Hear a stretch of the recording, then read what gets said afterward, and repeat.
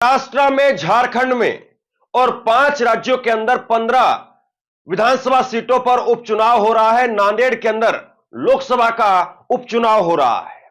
लेकिन ऐसे में सुबह सुबह जो खबरें निकल करके सामने आ रही है वो परेशान करने वाली है। कई जगह पर ईवीएम मशीन खराब है, कई जगह पर मुस्लिम मतदाताओं को या बुरके के अंदर जो मुस्लिम औरतें हैं उनको वोट डालने से रोका जा रहा है। जबकि कल ही साफ तौर पर ये निर्देश दिए गए थे कि पुलिस को चेकिंग करने का कोई अधिकार नहीं है। आज कई जगह पर वोटिंग हुई है। महाराष्ट्र, झारखंड, उत्तर प्रदेश के अंदर और चुनाव तक हुए हैं। लेकिन जो तस्वीरें सामने निकल कर आ रही हैं वो आप लोगों को अंदर से झंझोर कर रख देंगे कि किस तरह से पुलिस वालों ने वोट डालने आए लोगों के ऊपर लाठीचार्ज किया, मारा पीटा है, उनकी आईडी चेक की जा रही है। बहुत जगह पर ईवीएम खराब पाए गए हैं। तो किस तरह की खबरें झारखंड, महाराष्ट्र और यूपी के अंदर से निकल के आ रही हैं वो तस्वीरें आप देखिए। हमारा देश संविधान से चलता है। इस तरीके से तो देश का नाश हो जाएगा, काम खराब। बताइए, नाश हो जाएगा देश का। लोग सड़कों पर उतरे हुए, इस तरह की तस्वीरें हैं वोटिंग वाले दिन की। आईडी दिखाइए तो मैं आइडिया दिखाया हूँ। उसके बाद कहा जाइए, भाग जाइए, मशीन बिगड़ी है। तो मुझको मशीन बिगड़ी तो काकरे खड़े हो आप लोग। आपको कितना अधिकार है पर्ची चेक करने का? अधिकार कैसे है? चेक को सके मतलब है।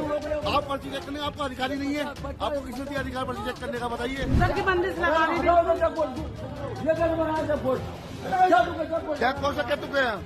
महाराष्ट्र में, झारखंड में और 5 राज्यों के अंदर 15 विधानसभा सीटों पर उपचुनाव हो रहा है। नांदेड़ के अंदर लोकसभा का उपचुनाव हो रहा है। लेकिन ऐसे में सुबह सुबह जो खबरें निकल करके सामने आ रही है वो परेशान करने वाली है। कई जगह पर ईवीएम मशीन खराब है। बताइए, कई जगह पर मुस्लिम मतदाताओं को या बुरके के अंदर जो मुस्लिम औरतें हैं उनको वोट डालने से रोका जा रहा है। जबकि कल ही साफ तौर पर ये निर्देश दिए गए थे कि पुलिस को चेकिंग करने का कोई अधिकार नहीं है। लेकिन देखिए साहब, पुलिस फिर चेक कर रही है।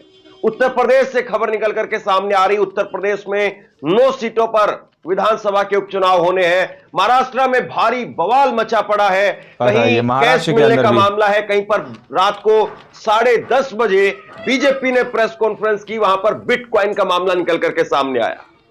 और अब देखिए किस तरीके से मामला जो है वो धीरे धीरे अब आगे बढ़ रहा है। सुबह सुबह जिस तरह की तस्वीर निकल करके सामने आ रही, सबसे पहले मैं आपको वो दिखा देता हूं। तो आप ये देखिए, उत्तर प्रदेश की खबरें आ रही हैं, महाराष्ट्र की खबरें निकल करके सामने आ रही हैं। और उत्तर प्रदेश में सीसामऊ में हंगामा हो गया है, मुस्लिम वोटर्स की बहस है, फोर्स ने खदेड़ा है। कुंदरकी में हाजी ने बैरिकेडिंग हटाई है, पुलिस पर चिल्लाए 9 सीटों पर वोटिंग। तो भास्कर की अभी की ये खबर आपको बता रहा हूं। उसके साथ में महाराष्ट्र की खबर आप देखिए। महाराष्ट्र की 288 सीटों पर वोटिंग, 9 बजे तक 6.61% मतदान।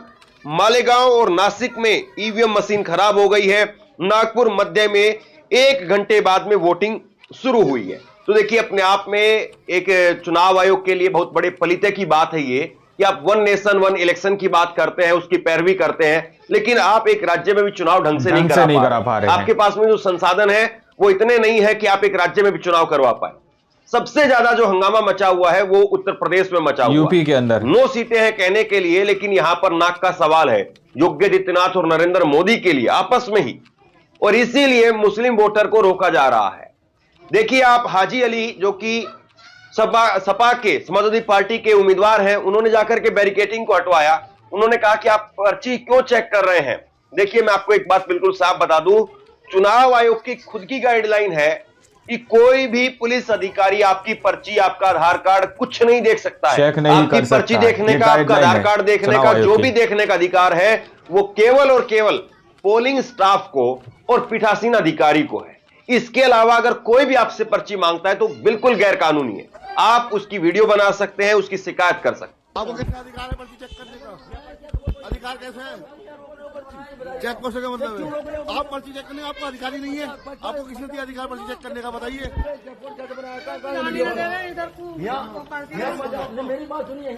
आपने लेटर देखा है? मैं दिखा दूंगा, नहीं हो तो आपके पास ये चेक पोस्ट नहीं बनेगा।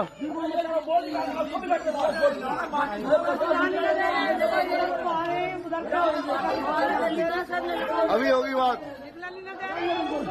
उधर की बंदिश लगा दी। बताइए किस तरह से चेक पोस्ट बना रखे हैं, यहाँ पर चेक किए जा रहे हैं सबकी आइडेंटिटी, सबके आइडिया चेक की जा रही हैं, वोट नहीं डालने दी जा रही। क्या नहीं आने दे रहे? किस तरह से पुलिस की मनमानी चल रही है पहले भी हुए और चुनाव आयोग इलेक्शन पहले भी कभी चेक पोस्ट लगता, वाहन पहले भी बताइए। बंद भी होते थे पहले, आज तक पहली बार हुआ है। आपको आईडी चेक करने का अधिकार किसने दिया था? वीडियो बनाएंगे, सबकी वीडियो बनाओ, आईडी चेक करके आपकी वीडियो है मेरे पास मैडम।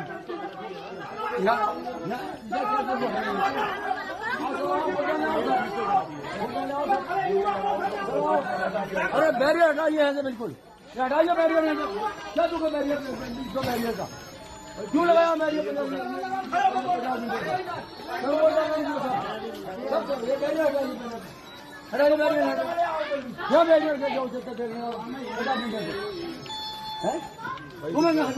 हेलो, अरे तुम्हें जरा ये बताओ तो तुमने जो बैरियर लगाया क्यों लगाया? जो गलत आधार नहीं हमने जानते। तो ये पहले से बिल्कुल तय था कि पुलिस चेक नहीं करेगी, लेकिन हर बार पुलिस का यही ड्रामा इसी तरह पुलिस से बार बार करती जो है वो मतदान केंद्र के अंदर घुसती है और घुस करके जो है वो पुलिस पर्चियां चेक करने लगती है, महिलाओं के बुर्के उठा करके चेक करने लगती है। जबकि एक खबर मैं आपको दिखा रहा हूं और इस खबर का स्क्रीनशॉट आप ले लीजिए। अगर कोई भी पुलिस वाला आपको परेशान करे तो उसको स्क्रीनशॉट दिखा देना। देख लीजिए खबर आप देखिए, मैं खबर दिखा रहा चुनाव हूं। आयोग की तरफ से। मतदाताओं की पहचान का काम पुलिस का नहीं है, चुनाव आयोग। तो ये चुनाव आयोग की गाइडलाइन है कि कोई भी वोटर की पहचान वो पुलिस नहीं कर सकती है। ये पुलिस किसी भी तरीके से ना आपका आधार कार्ड चेक कर सकती है, ना आपका कोई लाइसेंस चेक कर सकती है, ना आपकी पर्ची चेक कर सकती है, ना महिलाओं के बुर्के उतरवा सकती है, कुछ नहीं करवा सकती। सिर्फ और सिर्फ जो पोलिंग स्टाफ है वो आपका जो है वो पहचान करने के लिए कह सकता है कि ठीक है आपको बुर्का एक बार ऊपर करना होगा या पर्ची दिखानी होगी या आधार कार्ड दिखाना होगा। ओनली वोटिंग ये स्टाफ सब कुछ जो चल है वहां रहा पर है। पोलिंग बूथ पर। ये उत्तर प्रदेश के अंदर से जो खबर निकल करके सामने आ रही है, मुस्लिम महिलाओं को खास तौर पर परेशान किया जा रहा है। आईडी दिखाइए, देखिए, मुस्लिम महिलाओं को उसके बाद कहते जाइए भाग जाइए, मशीन बिगड़ी है। तो मुझको मशीन बिगड़ी तो कहा करे खड़े हो आप लोग, तो कहा था घर जाइए विवाद में आइएगा। हम कहते मौका नहीं रहा था हमारे।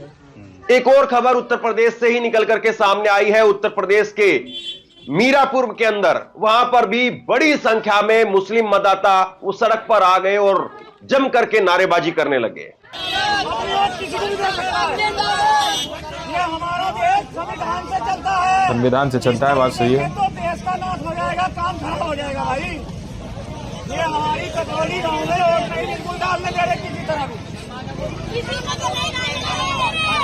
बताइए, वोट नहीं डालने दे रहे लोग, सड़कों पर उतरे हुए वोट डालने के लिए। ये राइट्स छीना जा रहा है जनता का। मुजफ्फरनगर की मीरापुर विधानसभा के किथोड़ा में बूथ संख्या 178, 179 पर पुलिस द्वारा मतदाताओं को वोट डालने से रोका जा रहा है। संज्ञान ले चुनाव आयोग, मतदान निष्पक्ष सुनिश्चित हो। तो यह बात जो है कही जा रही है। अब आपको मैं सीधे जो है वो लेकर के चलता हूं और पूरी डिटेल एक एक करके आपके सामने है। यूपी उपचुनाव में 9 विधानसभा सीटों पर सुबह 9 बजे तक 9.97% वोटिंग हुई है। सबसे कम वोटिंग गाजियाबाद और सीसामऊ में 5.36 और 5.73% वोट डाले गए हैं।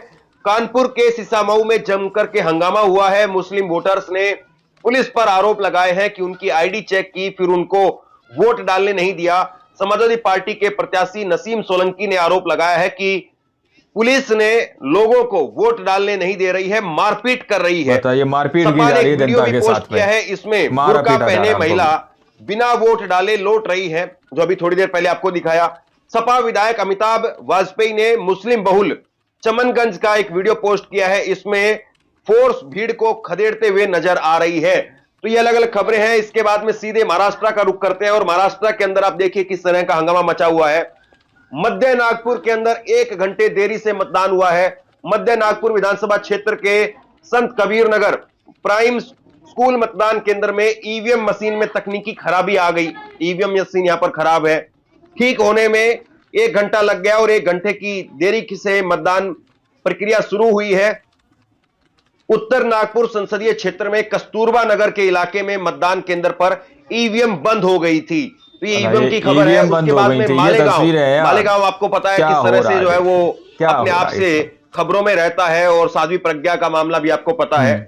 मालेगांव आउटर विधानसभा क्षेत्र के बूथ नंबर 292 पर ईवीएम मशीन बंद हो गई। ईवीएम मशीन में इनवैलिड वोट दिख रहा था। नासिक के पंचवटी इलाके में सोनूबाई केला मतदान केंद्र में 189 बूथों पर तकनीकी खराबी के चलते 20 मिनट तक मतदान रुका रहा। नासिक के पंचवटी इलाके में सोनूबाई केला मतदान केंद्र में 189 बूथों पर तकनीकी खराबी के चलते 20 मिनट तक मतदान केंद्र बंद रहा। तो ये अलग अलग जगह की खबरें हैं। अलग अलग जगह पर जो है वो इस वक्त में उठापटक मची हुई है। लोगों में जो मतदान प्रतिशत लगातार जो कम रहता है वो इस बात को लेकर के भी रहता है। बहुत सारे लोग ये सोचते हैं कि भाई वहां जाएंगे कुछ ना कुछ हंगामा होता हुआ मिलेगा, या वहां जाएंगे तो ईवीएम मशीन खराब मिलेगी, या वहां जाएंगे तो पर्ची में नाम नहीं होगा, वोटर लिस्ट से नाम काट दिया गया होगा। इस तरह की धारणाएं जो बन रही हैं और जो खबरें आती हैं उससे भी जो वोटिंग प्रतिशत है वो कम होता है।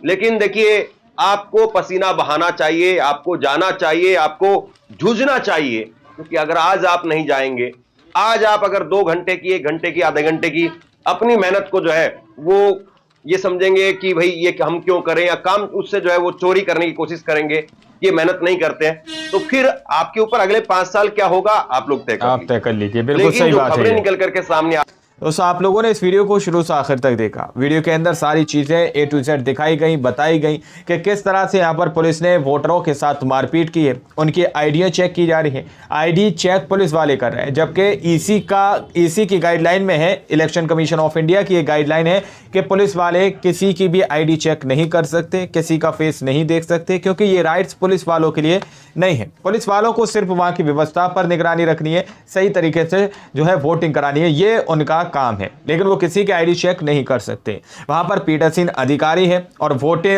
जो स्टाफ है वहां पर पोलिंग बूथ का, वो सिर्फ और सिर्फ आपकी आईडी चेक कर सकता है, आपका फेस देख सकता है, ये राइट्स है। लेकिन पुलिस वालों ने यहाँ पर पोस्ट चेक बना रखा है, चेक पोस्ट कि भाई यहाँ पर आईडी चेक कराओ, और वहां से पुलिस वाले भगा दे रहे हैं, ऐसा एलिगेशन लगाया जा रहा है।